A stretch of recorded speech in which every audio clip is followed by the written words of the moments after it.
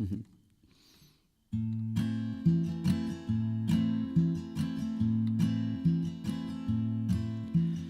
every leaf a universe, in every verse a unity of leaves and trees and mysteries. Oh, who knows what it means?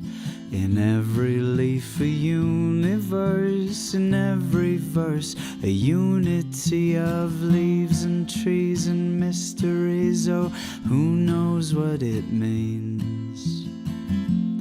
I am sitting in your shade, filled with gratitude for every leaf you've made. The sun is shining bright today, so I'll rest a while and soon I'll be on my way. In every leaf a universe, in every verse a unity of leaves and trees and mysteries. Oh, who knows what it means? I read futures in their veins, simply telling me that life always finds a way until I am back home again. I will sit here in wonder, learning how to pray. In every leaf a universe. Hello and welcome back to We Are Already Free. It is a pleasure to be here with you today. And today is for any of you who are tired of feeling like your whole life has to be a competition, like you have to strive and push and fight to move forward, and are seeking a softer way, the wisdom way, the way of coming back home to the authentic self that you truly are, and ready to drop in to some of that wisdom with a wonderful woman today, an elder of our time who is here to support us, Lori Pappas, and I realize I need to ask her how to say that surname. So we're going to just be covering some of those aspects of her own journey, of the trauma that she navigated, and learning how to leverage the power of self-reflection to redefine those core beliefs that she came in with through her own challenges, and how to empower herself and start charting her own course. And as she herself has said, Lady Luck smiled on her in her 40s as she became a national award-winning successful entrepreneur who mentored hundreds of employees and thousands of customers. And after failing her retirement in her 50s, she escaped her second unsatisfying marriage by moving to Africa and founding a charity which helped over 100,000 highly marginalized people through initiatives in water, hygiene and sanitation, functional adult literacy, and much more.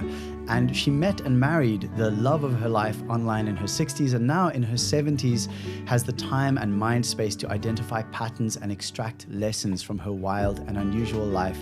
And she is here to support us in learning how to navigate this transformation from being fierce competitors, known for what we've accomplished, like trying to get that accomplishment and that outward acknowledgement of the inner self, from moving from that into wise people, as she has moved into the wise woman, known more now for who she truly is, which I think is such a gorgeous invitation for all of us. So welcome back to We Are Already Free, the podcast for those of us who are the highly sensitive misfits from the mainstream, the change makers, edge walkers, and wonderful weirdos of the world, who are here to bring our authentic and sensitive selves through in service to the unfolding of which we are all a part. So thank you for being here, and let's get on with this experience.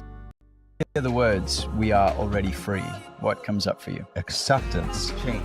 A shift in awareness. Human beings are so powerful. There's so much more. Everything is love behind it. Breaking the chains of your own mind. That which remains. Nature. Getting out of the matrix. We're sitting on the treasure and it's already unlocked. We are already free. You're free. You are a walking map. Have always been free. You are always free, already free. We are already free. Hello, Lori, and welcome to the podcast. It is wonderful to have you here. Thanks for being with us. Oh, thank you so much. It's very, very fun. First of all, I want to say I love your intro song. Thank with you. the already free. I mean, it really resonates with me. I think it's delightful. Oh, thank you. When you say intro song, do you mean the piece we just played or what was playing like right at the beginning before we got started? With the guitar, Oh, yes. I like that a lot. But I also really enjoyed those voices coming in and saying these different things, and I'm thinking, wow, these people really have it together. That's absolutely right. There's the message. It's great. Thank you. Yeah, those are all past guests on the podcast. And honestly, if I could, I might even one day just make an entire hour long podcast of just incredible quotes from guests on the podcast because people have said such beautiful things. So I love having that in there at the beginning. I'm glad that you enjoyed that as well.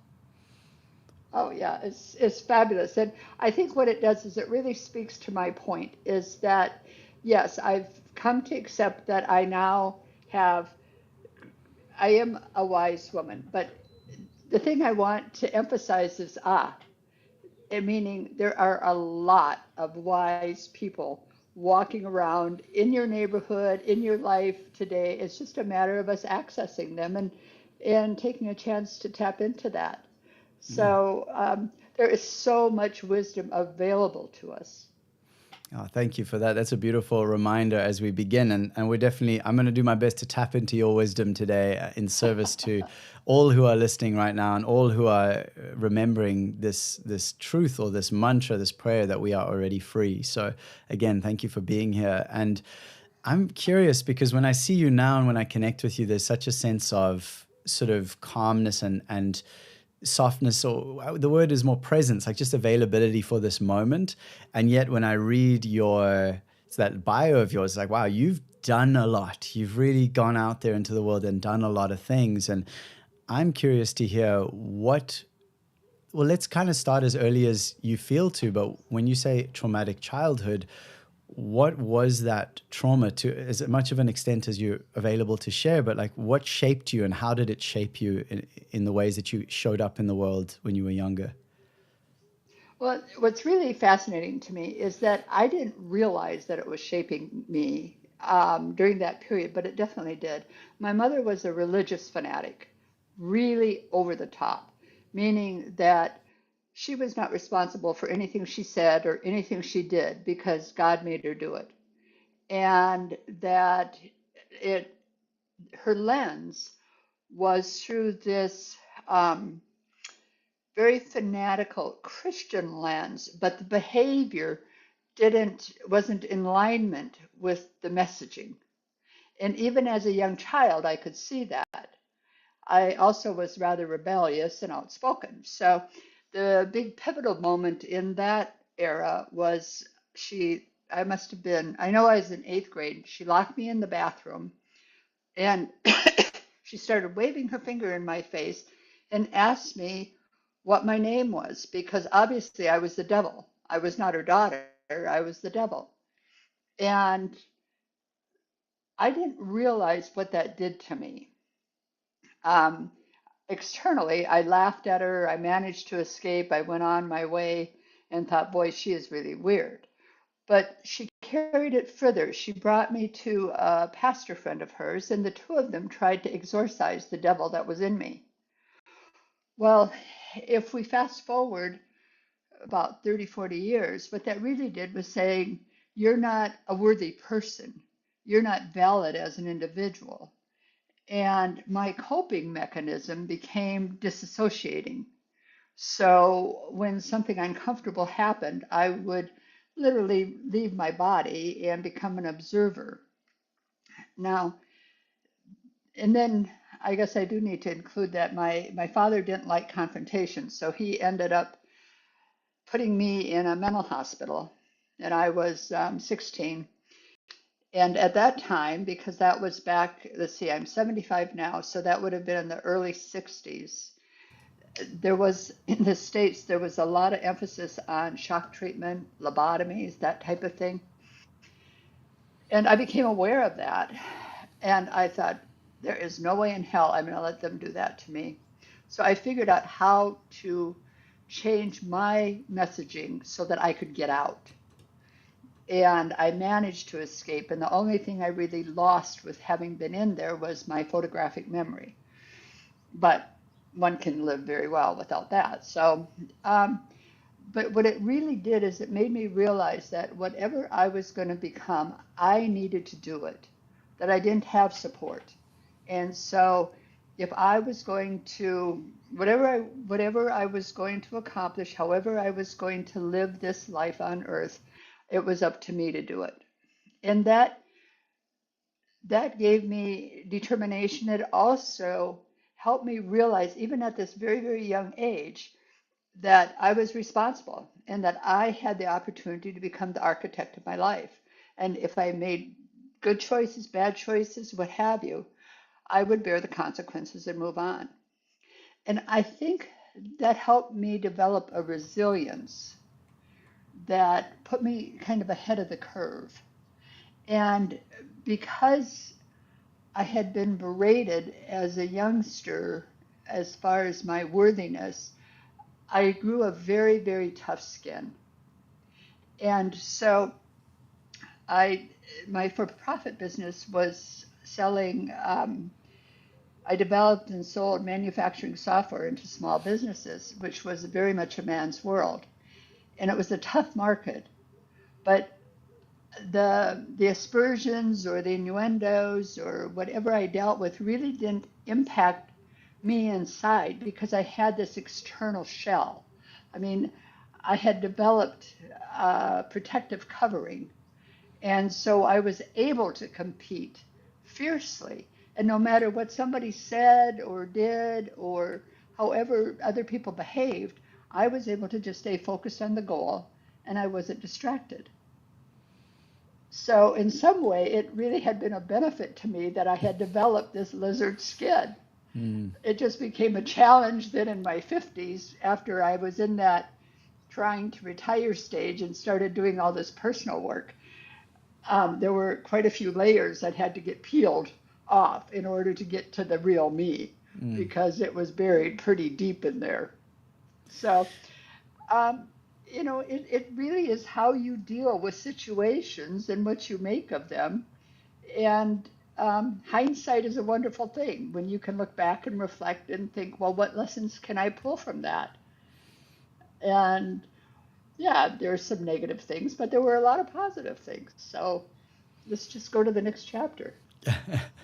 Well, it's so interesting the way you share, because in a way, with my own navigation of my challenges in life, the trauma, whatever you want to call it, I went in a very different direction. I became quite fragile, actually. Is so like any sort of negative feedback from the outside, or even positive, like I based a lot of my inner identity on the outward thing. So very hungry in a way for needing feedback constantly. And if someone would, if I wouldn't get feedback or I'd get negative feedback, it would spiral into like, well, I'm just going to give up then. So it's so interesting to note how our nervous systems navigate. Like in your case, you built that armor and you were just like, well, I'm just going to keep going, like just keep pushing through. And you could do that. And it actually benefited you in some ways in the way our society is structured.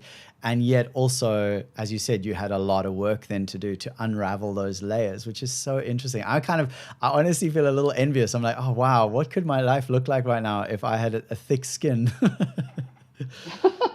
Well, the thing that's really interesting about it is that, so I built this career, and even after I did my personal work and got really bored and then started this charity and went and lived in the Horn of Africa by myself and built another organization. It became very difficult for me to ever accept a compliment. So when people say, oh, Lori, this is great, you did this, you did that, and I learned to be gracious, kind of, but it didn't really get into me. I always felt, well, of course I did that. When I was born, I received these gifts. I'm smart. I've got a lot of drive. I can figure things out. So why wouldn't I accomplish this? Instead of ever really getting affirmation in your being that you accomplished that. You know what I'm saying? So it was like this external deflection, even deflected affirmation of your being. So for me to get to my being was it's pretty damn traumatic. I mean, it's really a big deal for me to get into my being, because that's not the I, way I've operated. yeah, I hear you. And how did that show up for you? Because like technically you could have continued that life of, because you were successful outwardly, you were competitive, you were winning, you were like doing this life thing, and you were winning at it as far as our society judges things like that. So what prompted you to say something isn't working here and I have to change this? Not just like, oh, it'd be nice if this was different. What was there, some defining moment, or was it a process over time? I'm curious about that. Well, I don't think I got to I have to change. I got to the point of, oh, wow, this is really a discovery moment, and I want to understand. And so it was this insatiable curiosity that brought me into the realm of reflection and thinking. And this really happened when I was living over in Ethiopia, and I of course chose the tribes to work with that were in the most challenging area and that had the least benefits in the world. And it's the tribes of South Omo, which are right down in the corner of Ethiopia, South Sudan, and Kenya. And it's an area where there's been massive land grabs. The people for centuries have lived as pastoralists, meaning they follow their livestock looking for grazing grounds and water. And because of these land grabs, their migration paths have been cut off, and their access to livelihood has been cut off. And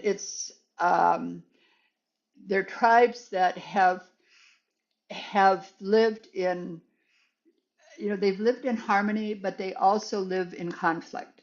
So there's conflict over watering holes, conflict over grazing grounds, and so on and so forth.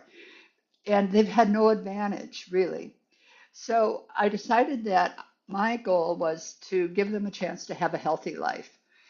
And I hired a driver, went down there, started doing some survey work, and I ended up sitting on hilltops surrounded by these marvelous people, the women dressed in goat skin, the men, if they're dressed, just little loincloths or some raggedy old shorts. And, and I would have to wait for the interpreters to pretend that they were asking the questions that I asked. That's another whole story. But as I was sitting there, I would watch these people, and I was forced to be quiet because I couldn't control anything. I didn't speak the language, I wasn't part of the culture. And I, for the first time in my life, didn't have any levers I could push. I mean, there was nothing that I could do. I was forced to be quiet. And in watching these people and the interactions and thinking about the basic nature of mankind, it revolutionized my thinking, because all of a sudden, all the trappings of Western civilization were just stripped away.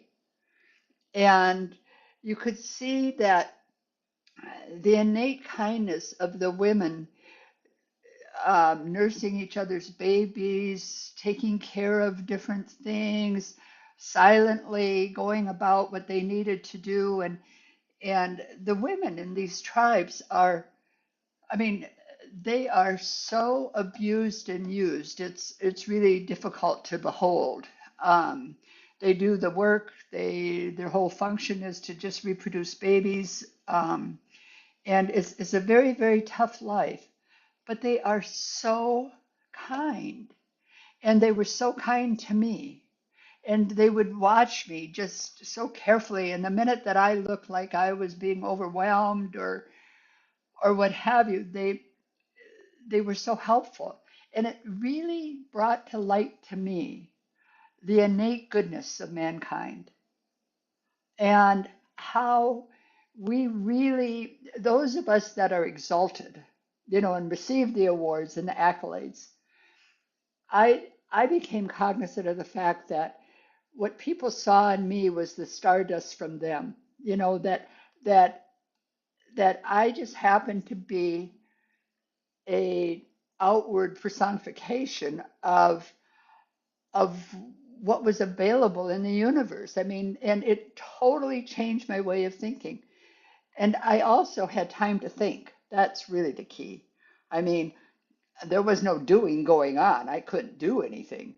And so having this time of reflection, being in this environment that was so raw and so unadorned, with so little trapping, it was just the greatest adventure of my life. And that's what changed me. There's something so special about what you've just shared there, which is that when we allow ourselves, and in your case, you were forced, and there's something beautiful in that too, but when any of us has the capacity to find those spaces of silence, of stillness, of observation, of thinking, of allowing ourselves the spaciousness to drop away from, as you said, the trappings, from these outward sort of accolades and successes, but actually to just be with ourselves. Not saying that it's easy, but that option is available to all of us. I think that's really incredible. And actually that kind of makes me think of the book that you've written, because I feel like I imagine that there is a lot woven in there of these lessons. And so with as subtle a segue as I can manage, because I'm very curious about it, when you called your book The Magic of Yes, what is that for you? Like, how does that tie into these lessons that you learned then? Is it a part of that same thread, or is it a completely unrelated and different offering that you're bringing through in this moment? What's fascinating to me, and I just think that if we allow ourselves, there's so much wisdom that just comes into ourselves when we open up. And so even before I made the commitment to live in Ethiopia, I knew I was going to write a book, and it was going to be called The Magic of Yes. And so I just knew it. And the subtitle was going to be Step Beyond Fear, Embrace the New. And that just stayed with me. And I didn't know what the book was going to look like. I didn't know anything about that. And I started, and I go into this in the book, I started working with a shaman in Brazil who transported energy to me when I was in the bowels of the desert in a tent by myself, and all that kind of stuff. All that's in the book. But what really resonated with me was that in order for us to experience growth and to experience our fullest potential or anything, we need to say yes. It's all about the magic of yes. And embrace, stepping beyond our fear, stepping out of our comfort zone, challenging the status quo, being open to explore, being open to diversity, being open to love, being open and asking for help, and being willing to receive, and then acting. And it's magical. It truly is. It's just, I totally believe in the magic of yes. So in that moment, do you think when you were out there sitting in the pastures and just completely, I suppose you had to say a lot of yeses to get to that point, but I'm wondering, did you feel like there was, I guess what I'm wondering about is how much do we get to choose, or does it just happen? Does life like throw us something and it's like, well, could you have said no in that situation is what I'm curious about. Well, yeah, I could have said no and I would have missed the whole thing. I mean, Right. it's we as human beings, every single one of us have choice. No matter what situation it is, no matter what, we have a choice. And we can either say no or yes. And if we do nothing, we're really saying no. We're saying no to change. So what I really like to encourage people is maybe you're not ready to say yes to living by yourself in Africa and having AK-47s pointed at you and all that kind of stuff. I mean, I get that. I get that that's not a real normal reaction to stuff. But you can say yes to a little thing that gives you a bit of a flutter. And then you start building a resilience muscle and you start learning how, and sometimes your yeses will be a mistake. So learn from it. I mean, just become really fast at cycling through mistakes, and that'll help you not make large mistakes. So yes is a magical word. No is also a magical word if it means that it's setting boundaries and protecting yourself. So I don't want to discount that. But living your life, being willing to take a risk, explore opportunities, challenging status quo, welcoming diversity, asking for help, that was a really big issue for me to learn to say yes to that. It all really boils down to becoming the curious entrepreneur of your own life. And no matter what cards you were dealt at birth, that you're going to win. You're going to win with the cards you were dealt. And, maybe that means you're going to discard some, or you're going to develop some new ones. But it's engaging, it's playing the game, it's being alive, it's also, and this is a big thing, is taking the time to think and reflect. Because if you're just busy doing all the time, you're really not going to really be able to actualize yourself at the highest level, because you've got to reflect. The way you turn knowledge into wisdom is reflection. You have to reflect. So you've said so many good things here, and I wish I could dive into every single one of them. But I want to acknowledge, first of all, the curiosity. You have said curiosity so many times already, and I really just want to acknowledge the highlight there, that it seems that that's been one of the foundational things that for you has really helped you to continue saying yes. Like curiosity, approaching your life with curiosity is in a way saying yes, because instead of putting up the wall of oh, no, this is, I don't know what's going on here, that's immediately no energy. But curiosity sounds like it really unlocks or opens a door to yes and to transformation. Am I hearing that accurately? Absolutely. Absolutely. Yeah. And here's one that people can relate to. So I had 2 failed marriages. I'm living in Africa by myself. I'm happy. I don't have anybody tying me down. Nobody's telling me what to do. I get to make my own choices. And then I look around and I think, well, those 2 people over there, this couple, they seem happy talking to each other. And I thought, well, that's got to be a fluke. That really can't really be happening, because I know that I'm really the happiest the way that I am right now. And then I would see somebody else, and I got to be a little curious. So I asked somebody at one time, and the gal said, I was living alone, and I decided I was going to spend 1 year of being open to the idea that there might be a partner out there for me that might be a good thing. And I thought, well, maybe. I doubt it.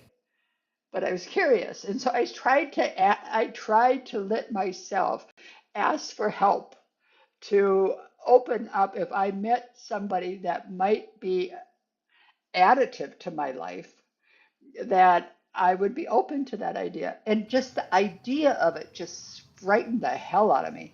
I mean, that I think I was probably more scared of than anything else I'd ever done in my life, because I finally was unfettered and free and really happy. And why would I want to screw that up? But I was curious. That curiosity just would not let me go.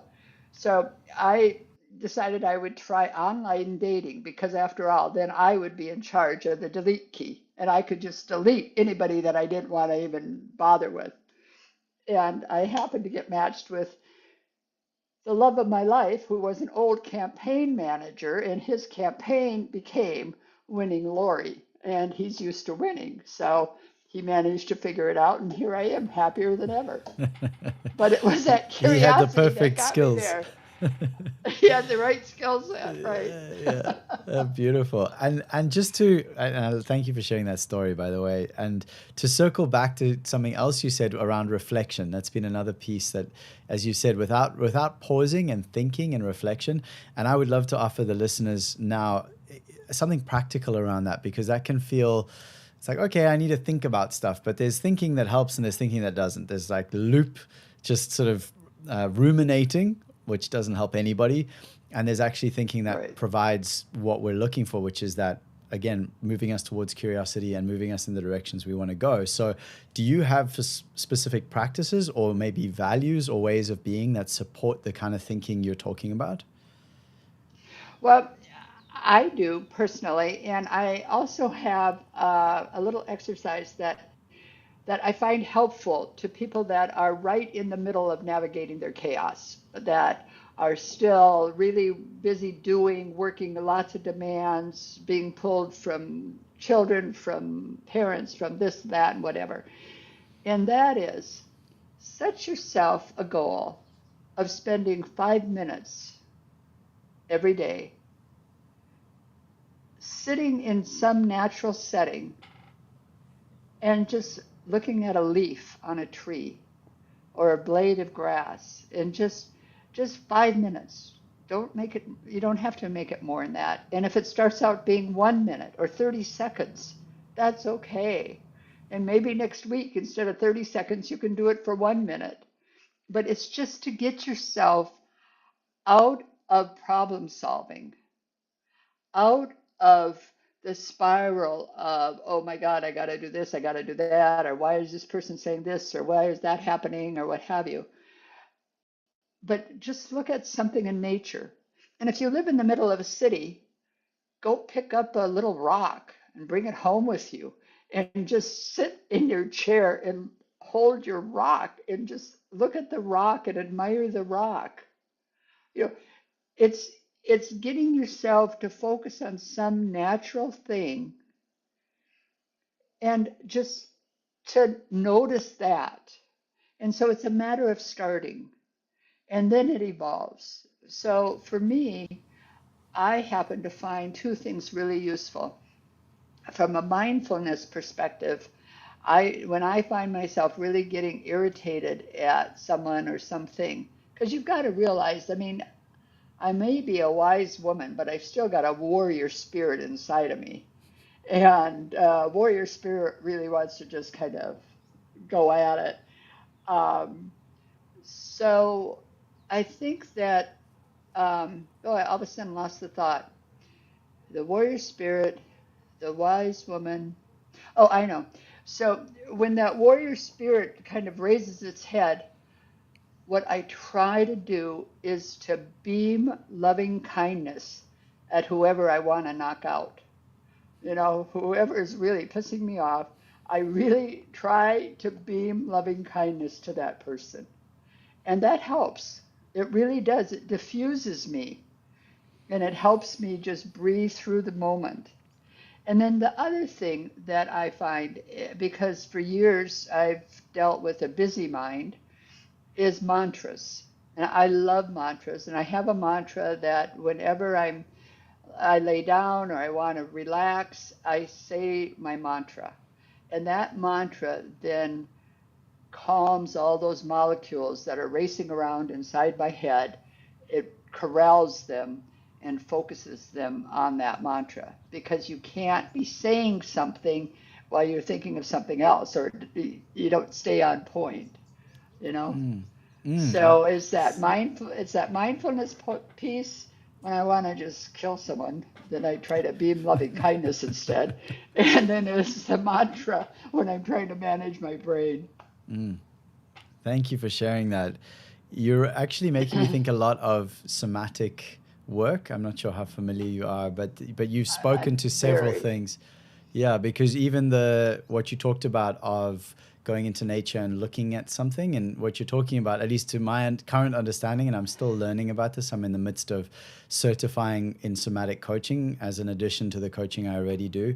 And I'm finding I'm getting such incredible results, and so are my clients. And part of the reason that the system is called B3, that it works so well, is because it supports us in experiencing non-directed attention.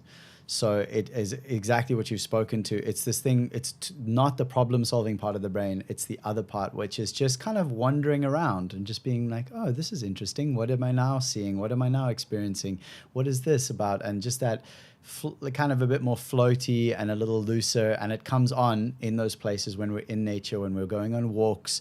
It gives us that moment. It's why so many of the greatest thinkers of all time have made sure that they did things like taking baths and going on walks and having naps and all these things that allow that mind to soften out of problem solving. And actually then so often that's where the eureka moments arrive. Everyone knows the story of the guy jumping out of his bath, running down the street screaming eureka, but he was in non-directed attention in that moment. He had dropped out of problem solving and was actually just in the moment. Anyway, so thank you for that. That's really cool. Well, I'll tell you what, Nathan, the thing that allowed me to access my inner self was somatic therapy. Oh, wow. I am such a fan of that because it gets you to really understand the reptilian brain, the sympathetic, the parasympathetic, and it is what allowed me to start feeling. Wow. You know? That's so cool. Oh, I'm a huge fan of somatic therapy. Well, that makes a lot of sense. Okay, that's it's all the dots are connecting. So I would like to kind of circle back to, because I know so many people who are listening to this, and in fact, all of us obviously live within the context of the society that exists right now.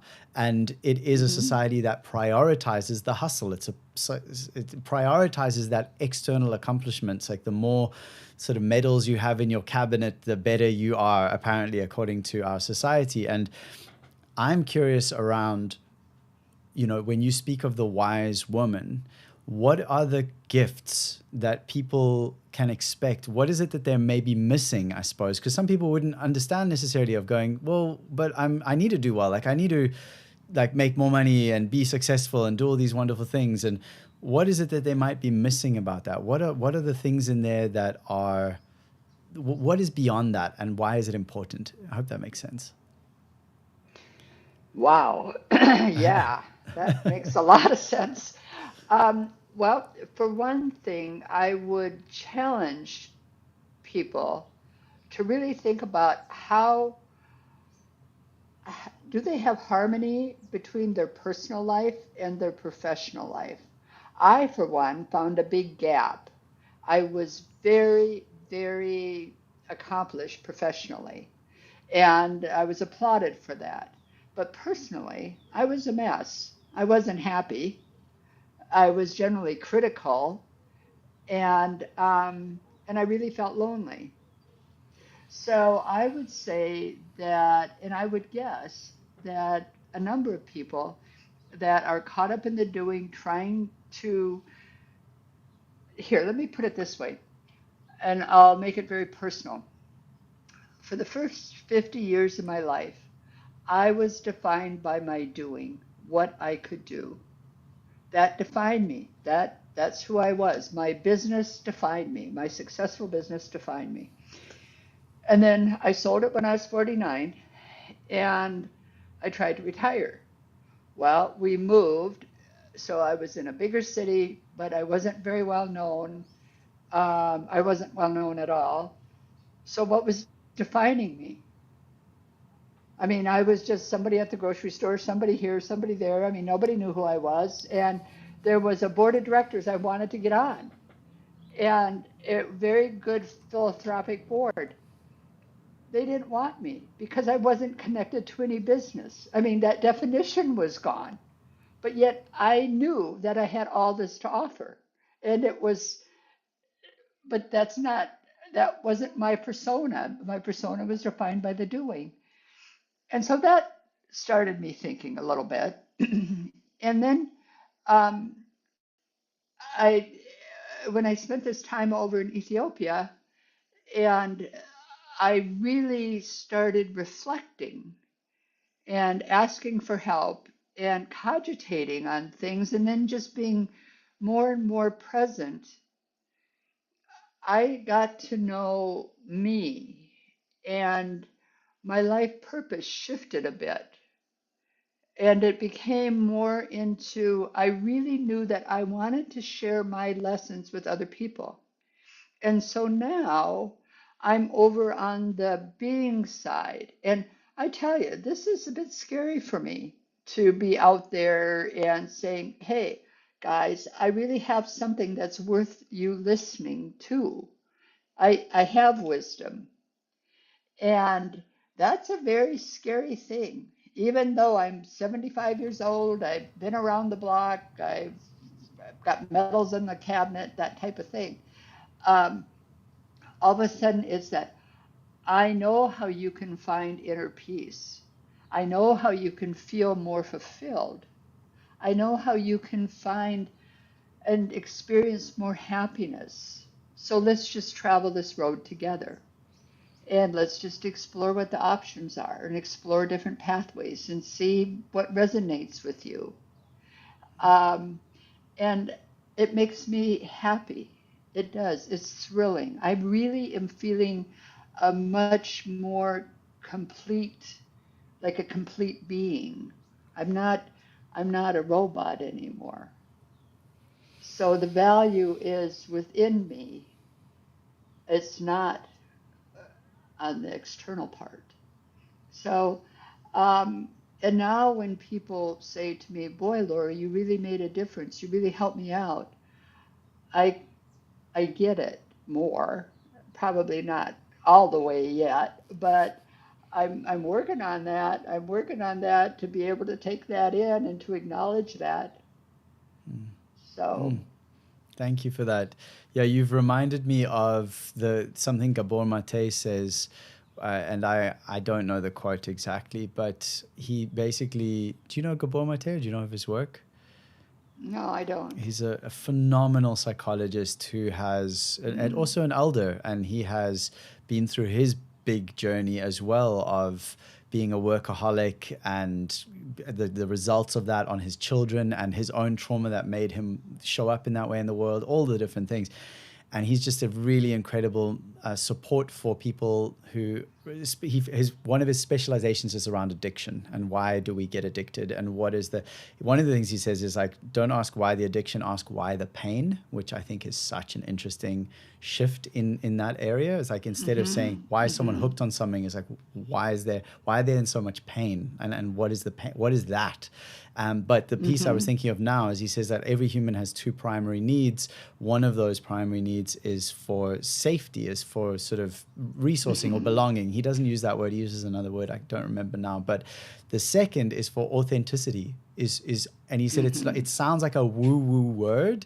He said, but in reality, it is one of the two primary needs. He said, but if someone cannot be authentic, if their authentic self, especially as children, of course, if that threatens their actual being aliveness, their safety, they will absolutely compromise that authenticity, and then they will continue doing that. And so what I heard you speaking to was that that realization in yourself, that although you had built up this castle of success, all of these aspects that looked so good on paper, and you came to that point of realizing when there was nothing to sort of hide behind of all the stuff you'd created, when that became no longer available, it was like, oh my gosh, who am I? And that became actually the most, like the beingness became the most important piece. And then, as you say, through that beingness, now you can show up in a whole different way for yourself and the world. You're absolutely right. You say it beautifully, Nathan. That's beautifully said. I think you absolutely nailed it right on the head. Absolutely. And it is true. I mean, you take a look at Maslow's hierarchy of needs, and the very bottom of it is safety. It's the safety needs. And the very top of the hierarchy is self-actualization, that authenticity. And that really is the arc of my book, and how we go from that one process to the next, to the next, to the next. And I think what really resonated with me was that in my early 50s, I really started to challenge the supposed tos that I'd been programmed with and the belief system I'd been programmed with. And I rejected it and redefined it. And I realized that, okay, I did that as an educated white woman in a Western world where I had access to information. I wasn't discriminated against. I didn't have any of that. I was really in a safe spot. And so 8 to 10 years later, when I'm sitting with these elders, asking them to change their behavior so they can become healthier and survive, but they weren't safe. They didn't have food to eat. They weren't operating from a safety basis. And yet I was asking them to change. And they did. They did. And their life improved. But it made me really aware of how dare I ask them to change when they're not safe, and the enormity of it, and the enormity of well, enormities. It just kind of gets overwhelming to me, the fact that we can sit in our chairs and expect other people to change their behavior when they don't, when they're not safe. It's just unbelievable to me. So I got off on a tangent. No, I But appreciate the that. top, I think you've spoken to something actually really important there, because you said almost two different things there. One is, who am I, or who are we in our sort of privileged positions to ask anyone to change when they aren't experiencing safety? And at the same time, you're expressing that you did sit in that position and you did ask people to change, and they did, and that improved their lives, even though they were in a position where they didn't have the same kind of safety. So I'm wondering, did that shift, or is that shift still worth making for someone if they, I suppose it's there's levels of safety. Like if someone's life is immediately under threat, then of course, right then, authenticity is not a priority. But there are many people, I mean, I interact with some people who are also in really, really challenging situations economically and psychologically and all these different areas. And yet I notice that they still have a deep desire for sovereignty, for beingness, for authenticity, even within the context that they live. And so I'm wondering, from your side, do you think it's still worth supporting people who don't have 100% safety or don't have as much as we do? But I don't know. I hope I'm saying that clearly. But why did it help them if they didn't have safety? Why did it still help them to embody more beingness? because they trusted me. And also, they didn't have another choice. They knew that what they were doing wasn't working. Okay. And I happened to be at the right place at the right time with the right message. And I think that we also have to acknowledge that timing really matters. Timing matters, the way the message, and I had proven to them that I cared deeply about them and I would do whatever I could to help them. So we're not talking about somebody that skips into a situation and says, hey, do this or do that, and you should follow me. We're not talking about that. We're talking about having earned the right, earned the trust, and have the proof that allows somebody to trust you, and that you really understand the enormity of what you're asking. And that makes all the difference. That's you being authentic.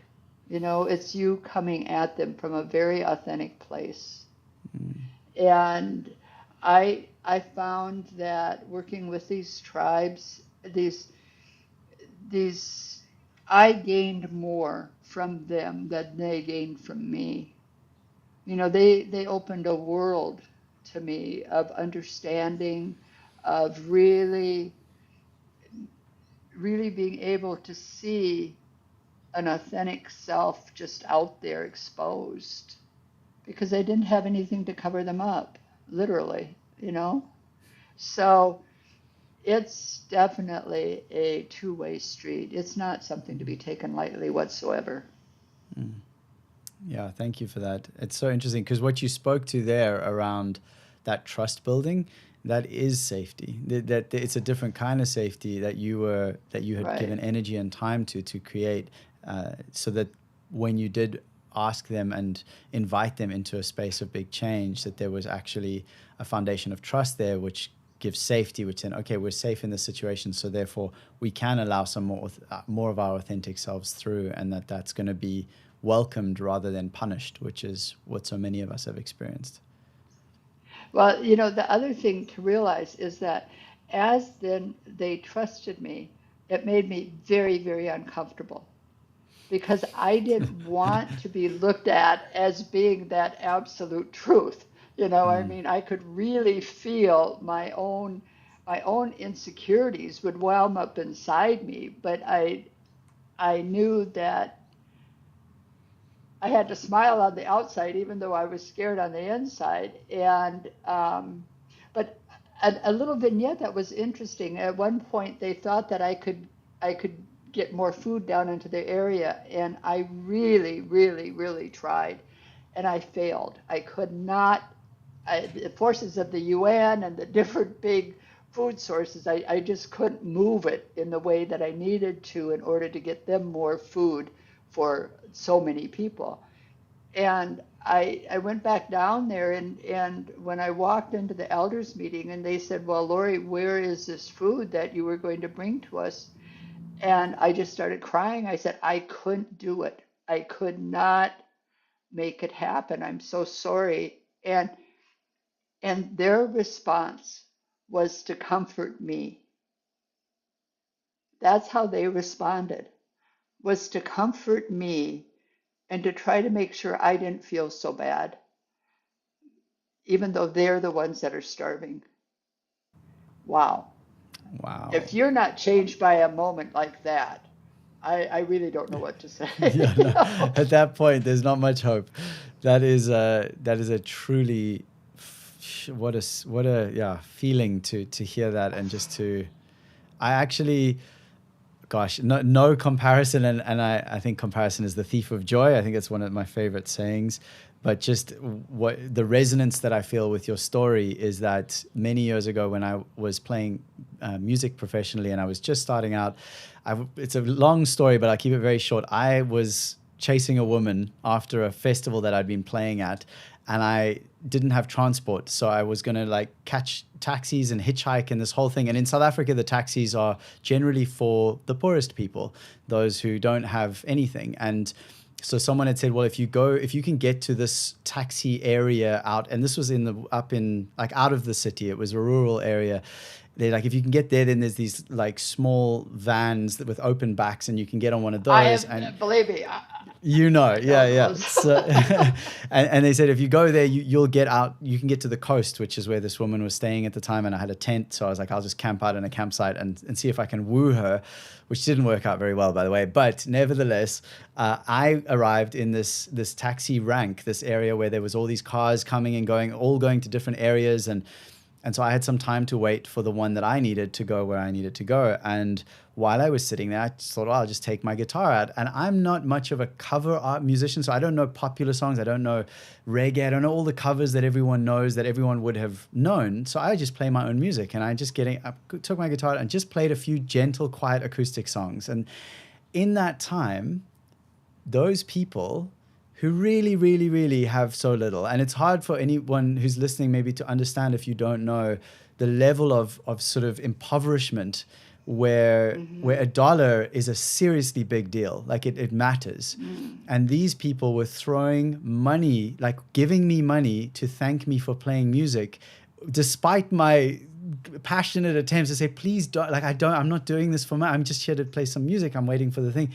But they wanted to. This was their way of saying, we see you, we appreciate you, we want to thank you, and we value you. Here is some money. And it was so confronting of that's real generosity. That is real connection. That's real, value exchange. Thank you for reminding me of that story. I haven't thought of that in a while. Yeah, and it's people that have so little means so much. I mean, it does. I mean, it's hard to explain, and it's hard for a lot of people to understand. But and and we, the fortunate ones, are the ones that receive so much. I mean, if we allow ourselves to open up and to just be authentic ourselves, boy, the gifts we receive are just abundant. And I'm not talking about foo-foo stuff. I'm talking about things that really make your heart feel really good. Yeah, beautiful. But Well, it's just being there. yeah, saying yes, the magic of saying yes. And so The magic of yes. we're coming towards the end here, and I wanted to give you an opportunity. You mentioned before we went live around your newsletter. So this is kind of an opportunity for anything that you would love the listener to know about or hear about, or seek out with you after this episode. So yeah, anything you just want to share with the people. Well, I love to connect. I'm active on Facebook. I'm trying to be active on Instagram. I fumble and bumble my way around a bit. I'm on LinkedIn. You can generally find me on Lori Pappas, just LORIPAPPAS .com, or just Google me, or The Magic of Yes. And The Magic of Yes is available online and even in Africa. So go for it. I'm proud of it. And I really am. I'm proud of what came out in that book, because yes, it uses my story, but it also gives practical advice on how the reader can find inner peace and greater happiness and fulfillment by exploring different pathways. And there's an actionable item at the end of every chapter that's in a dream sequence that helps people know, okay, if this is my desire, what do I need to reflect on? What do I need to explore? How do I acknowledge it in a little mantra? So I think it's worth your time. Oh, thank you. Yeah, based on this conversation, I would definitely highly recommend it. And when you hear the words, "We are already free," what comes up for you? Is that we all have choice. We do have choice. And how we use that choice is what makes us free. So you want to be free, you need to take action. It's choice. And you need to slow down enough so that you can notice the interrupters that are available, and so that you can pivot if you're not feeling free right now. But you do have that choice. And you're not alone.